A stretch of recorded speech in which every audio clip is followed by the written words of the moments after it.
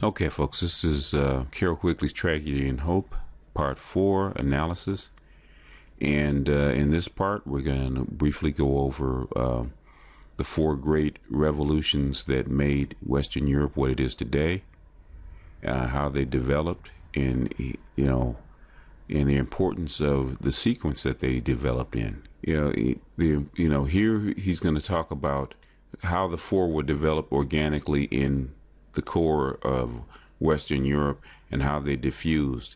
And later on, he's going to talk about how non-European or non-Western people adopted these quote-unquote revolutions in different orders and the effects that it had on them. So we're going to get started about the agricultural revolution, which is food.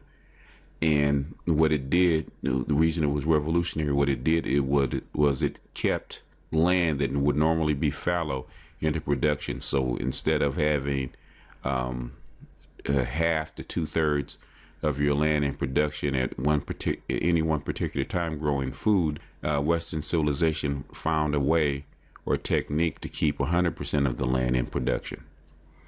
So you had more growing seasons, and you had better yields from your land. So he's talking about how the effect of not leaving the land fallow and capturing the nutritive elements into the soil by crop rotation, growing a crop that if it couldn't be eaten, it could be fed to cattle, which increased livestock and farm animals, increasing the supply of meat and animal products for food.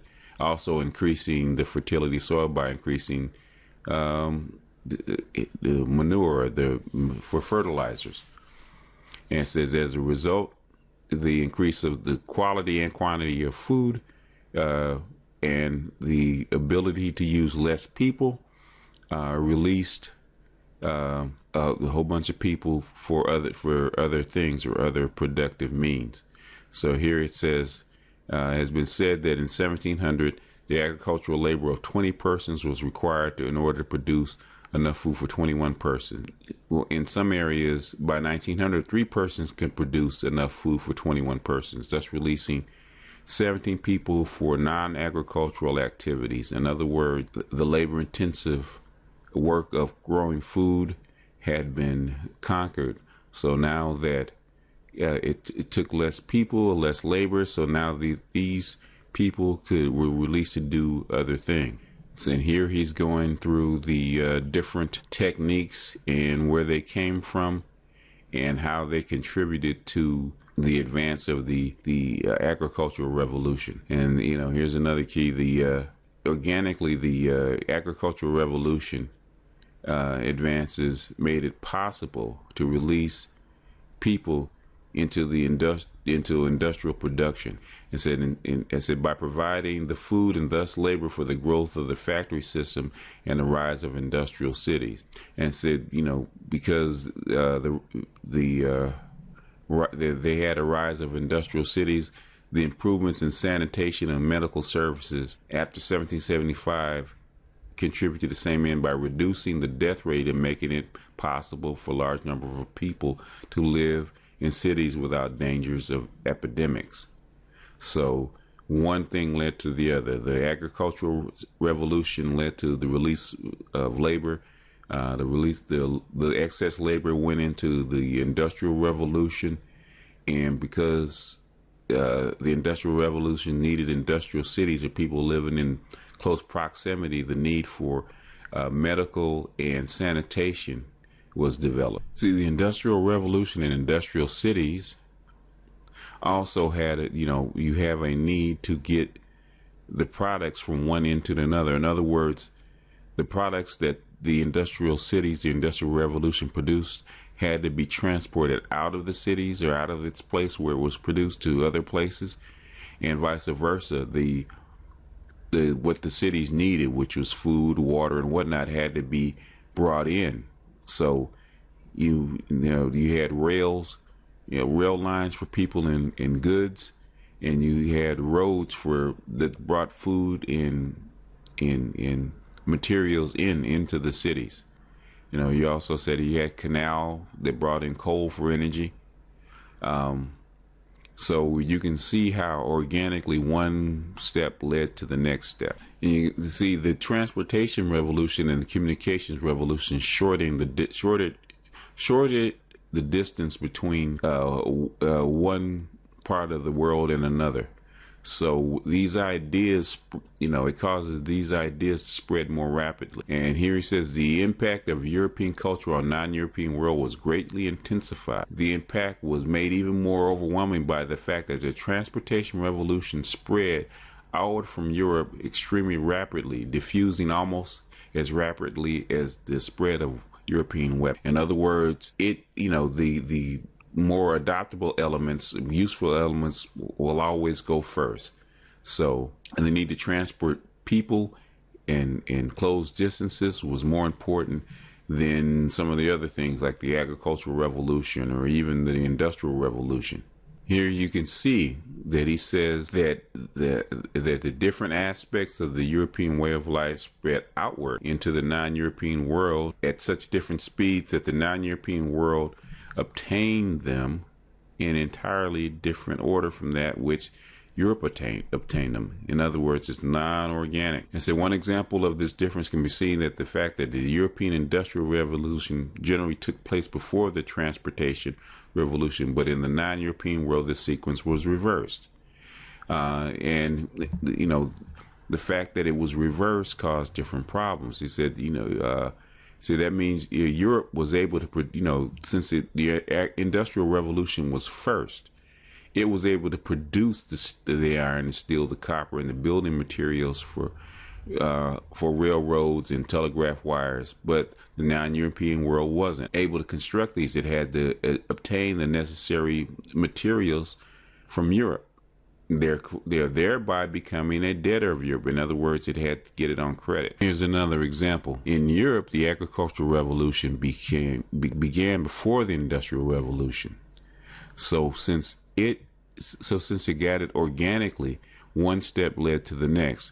In other words, the increased supply of food allowed the Industrial Revolution to happen because it released people to actually go work in the factories because they didn't need to grow food anymore. The food was they had an excess supply of food. Whereas in other areas, such as the Soviet Union, in the non-European world, the agricultural revolution didn't happen before the Industrial Revolution. The Soviets tried to leapfrog that.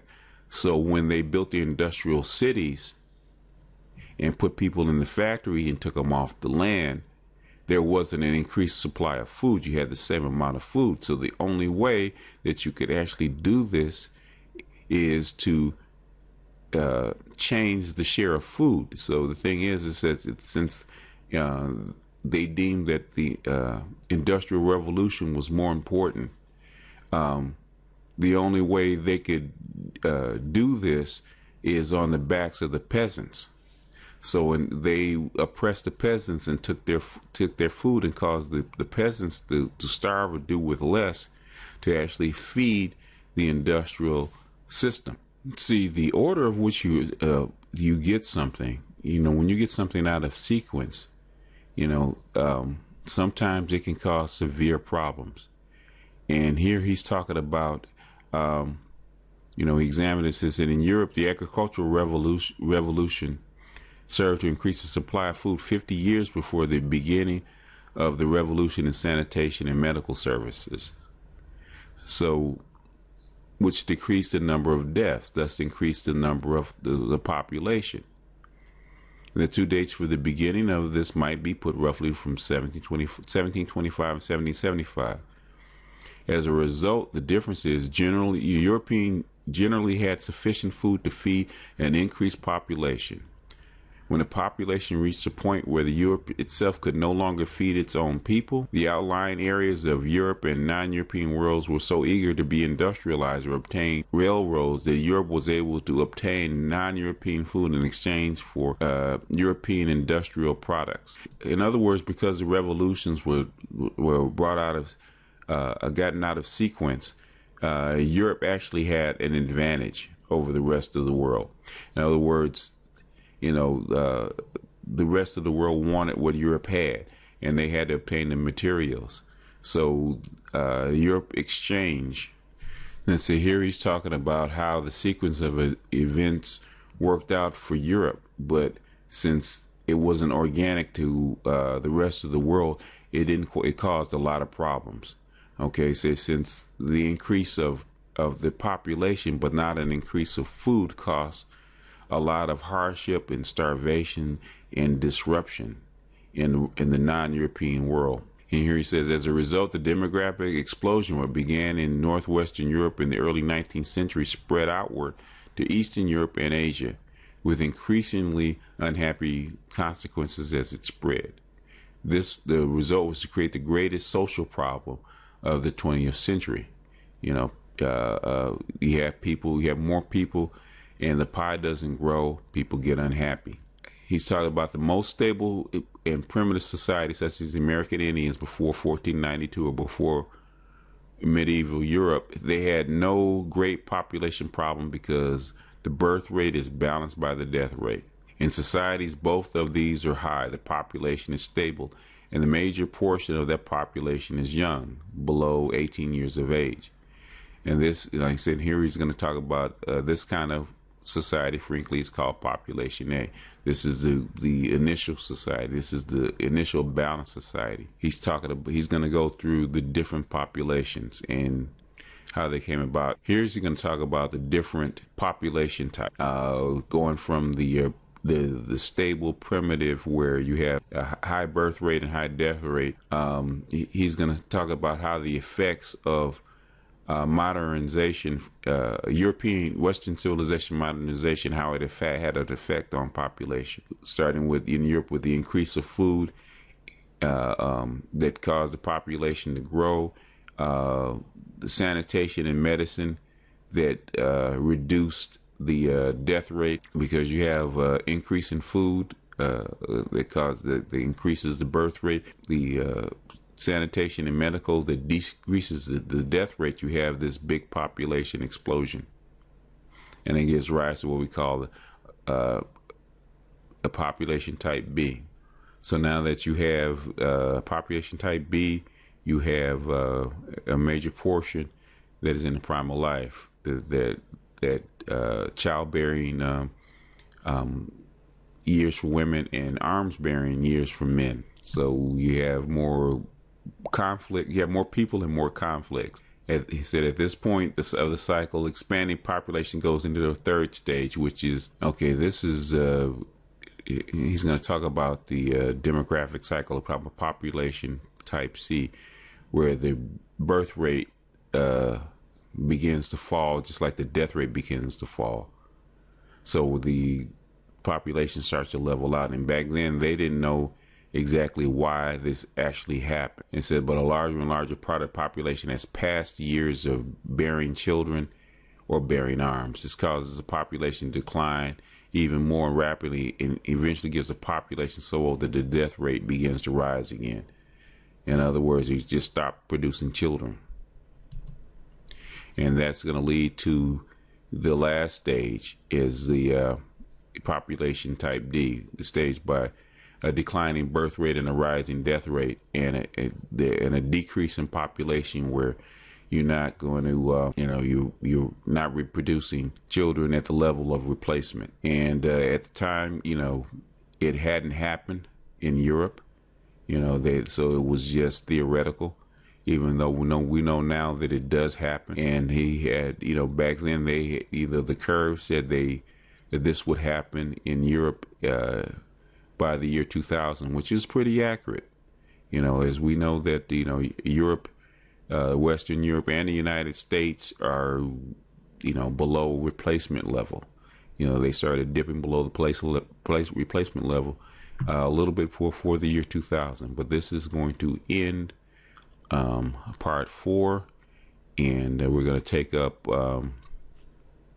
more of this demographic and population. He's going to talk about more of this in the next